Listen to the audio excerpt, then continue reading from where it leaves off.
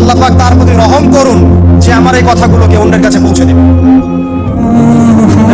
এরপর নবীজি বলছেন, জেনে রাখো নিশ্চয়ই তোমাদের পরস্পরের, মুসলিমদের পরস্পরের সম্পদ, পরস্পরের রক্ত, পরস্পরের এই যে জান মাল ইজ্জত, এগুলো একে অপরের জন্য হারাম।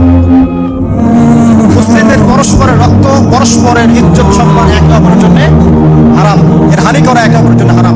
ঠিক যেমন আজকের এই দিন হারাম, এই শহর হারাম, এই মাস হারাম। নবী করিম সাল্লাল্লাহু আলাইহি ওয়াসাল্লাম বলছিলেন, জেনে রাখো তিনটা বিষয়ে যেন তোমাদের অন্তর কখনো খেয়ানত না করে। তিনটা বিষয়ে তোমাদের অন্তর যেন কখনো খেয়ানত না করে। এক, তোমরা যে কাজটাই করবা শুধু আল্লাহ পাকের সন্তুষ্টির জন্য করবে।